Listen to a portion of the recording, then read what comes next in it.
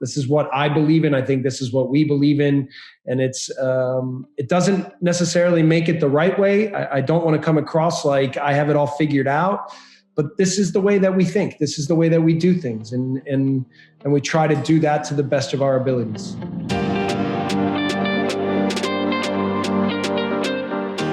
There's a really good question here about analysis, which I really like, from Pedro Elias. I'd like to ask about Jesse's opinion on match analysis, both opponents and your own team. How does the staff coordinate this work, and how many people are responsible for these roles? Yeah, we have, we really value our video analysts and our data analysts. So we have a vast network. And we have, these coaches are everywhere around Europe now. The Bayern Munich video analyst is a Red Bull analyst. The Southampton, you could go to PSV. There's so many clubs now that have used our analysts because they're trying to tilt a little bit more to playing our football. And in general, when we're looking at opponents, and it's one of the things I like the most about playing in Champions League, is you have to have a really good match plan when you play against the best teams. So we use our principles and our ideas of how we play football, and then we form tactics and match plans around how we try to attack certain things with the ball, where we try to attack against the ball, and what we try to achieve. So that winds up being really important and actually a lot of fun. So yeah, the combination of our analysts, our match plans, our principles, and putting them all together so that against the best opponents, you give yourself a chance. Got a really good question here from Chris Summersell that you may or may not choose to answer. But we've talked a lot about the way that your teams give other teams problems. But are there any particular styles of play that your teams have had problems with, and how have you dealt with this? What's interesting is even when I showed that data from our running data from the game, that was from inside our league. And as good as the games are in Champions League, actually the intensity, the running intensity we experience in our league here in Austria is at a higher level than even what we're playing in Champions League. So I'm not saying that the Austrian league is clearly not as good as Champions League or Premier League, but in terms of the intensity at which the game is played, Red Bull football has had such a big impact on football overall in Austria that games are played with major intensity. That challenges us at times. But obviously what we find in Champions League is even more than that is the quality of attacking players. Playing against Atletico Madrid, they like to play deeper in a block. And so for us to try to break them down, but also not allow them to catch us on the counter, just think about, again, what I said about strategy. Actually, now they are achieved there by sitting deeper. They're inviting us to play more with the ball, and then they're waiting for us to lose it or for them to win it and then attack us with transition in the other direction. So strategically, they're trying to combat what we're trying to achieve and do to us what we're trying to do to them. So yeah, then you're trying to now figure out, okay, what do we want to do with the ball? What areas do we want to attack? What areas do we want to make sure we protect? How do we still find a way to do what we want to do on the day? In the end, we didn't do it well enough. Maybe next season. Actually, there's a question from Yagis Chekhem, I hope I pronounced that right, who asks quite simply, what is the best tactical solution to score against low block defending? So one thing is counter-pressing. What we find is, again, when we saw that video that I showed when we counter-pressed, is a lot of times when teams win the ball back, they get relaxed or they feel like they're back in control of the game. So sometimes against a deep block, we say that we want to play in tight spaces and we want to play with combinations. And at times we almost want to lose the ball because then we can counter press because we're all in good spaces and we're ball orientated. And when we win the ball, we can play very vertically and the other team is relaxed for a moment and we can catch them that way. So that's still a tactic that we use. And then there's other things that we try to do with manipulating possession and finding different areas and chip balls behind the opponent. But the counter pressing still winds up being an important strategy against a low block team. That's really interesting. Actually, on that note, Russell Pope comes in with, does fixture congestion, which is obviously very, very apt to where we are at the minute, does fixture congestion affect your high pressing style? Is there an extra risk of injury that are you altering the manners in which you press as a result of that concern? So like you saw even in the videos that sometimes we're a little bit more compact, sometimes we're a little bit higher. Sometimes we're controlling the rhythm at which the game is played, but what we do with the ball and without the ball. And then I rotate players a lot. Like I believe in a big roster, and especially when you coach young players, if you want your young players to be brave, then guess who has to be the bravest? The coach.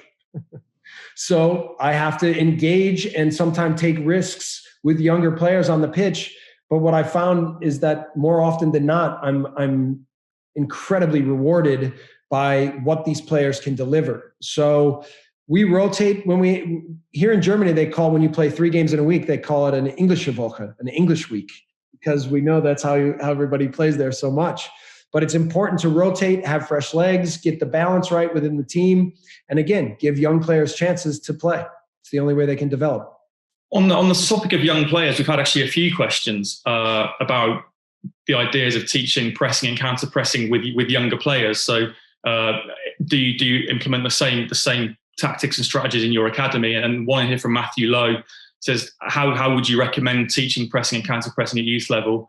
Principles, cues, types of activities that can be used to develop this type of football? So first of all, I mean, one of the reasons why we love young players is not just because they're adaptable and they grow so quickly, but we need young legs on the pitch because they can usually run, faster, longer, and more repetitively than older legs. I learned that as an older player. And then, we taught when we were shaping the New York Red Bulls Academy, we were talking a lot about, okay, how much do we want to build the game up and teach them technically how to manipulate the ball and tactically how to be with the ball before we're teaching them to break it down and run against the ball and win duels and win and Rhein-Gain and these kinds of things. But I find that it's about controlling the environment, right? Like ultimately in training, what we're doing is trying to raise the speed of play by how big the spaces are, by what the numbers are, by how many neutrals, what the rules are. And then ultimately their talents are going to be raised a little bit with the ball, against the ball, everything. And then it's our job as coaches, again, to raise the intensity and the level at which they're playing and almost make it over their heads so they react and grow and get better. So I actually find that these with the ball, against the ball themes and how you manage them and manipulate them within how you create your training sessions, that they work together, right? And that's part of the skill of a coach in training is understanding how to manipulate training. So without always, we say a lot that if a 14-year-old is good, he needs to train with 16-year-olds. Okay, that's a way of artificially creating that. But the best young coaches and the best professional coaches are able to do that within a training session by how they manipulate rules, regulations, spaces, numbers to get that. So that's one of the ways that we really also create development and speed of thought is by manipulating training. Yeah, one last question. Time for one last question before we have to wrap up.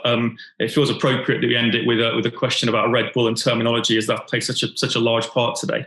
Marco van der Heide comes in. I hear you speak about against the ball rather than defending. When pressing, you use the word attacking when you talk about pressing. Is this done deliberately? Is this Red Bull vocabulary? Is this your vocabulary? Attacking is always. Yeah, I mean, again, we use sometimes in terminology, German, it would be we don't say ball possession and against the ball. We say attacking with the ball and attacking against the ball, because it's important, again, to match the tactics with the mentality, right? And the more that we are understanding and the more that we are clear with the strategy, what we're trying to achieve, the mentality, the togetherness on and off the pitch, the clearer that we are with each other about our identity, the easier it is for everybody to fulfill their roles within whatever role they have here in our club. So, and I think that the players really feel a power to the sense that there's a togetherness on the pitch, tactically and mentally, and that power frees them to be their best, frees them to go after games, frees them even in the best games against Bayern Munich or Liverpool to show their best version of themselves. Now, in some of these games, we've given up too many goals in almost all of them, so we're always trying to manage our aggressiveness in the right ways. But in the end, this is who we are. This is what I believe in. I think this is what we believe in. And it doesn't necessarily make it the right way. I don't want to come across like I have it all figured out, but this is the way that we think. This is the way that we do things. And we try to do that to the best of our abilities.